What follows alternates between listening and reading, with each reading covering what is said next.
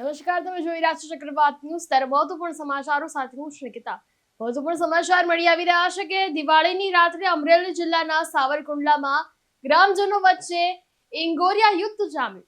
દિવાળીની રાત્રે લોકો એકબીજા પર આગના છૂટા ગોળા પણ ફેંક્યા.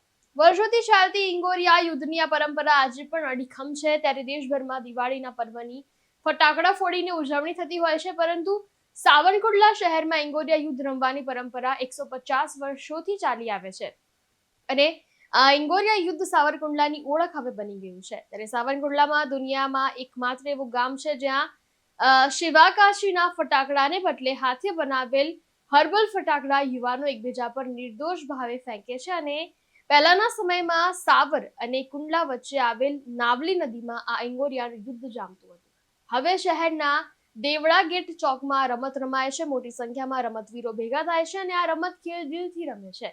પરંપરાગત રમાતી આ ઇંગોરિયાની રમત રમવા અને જોવા દૂર દૂરથી લોકો દિવાળીની રાતે અહીં આવી જાય. આજે તમે જો ઇંગોરિયાની રમત સાવરકુંડલાને દેશમાં આ ઇંગોરિયાની રમતે અલગનું સ્થાન આપ્યું છે.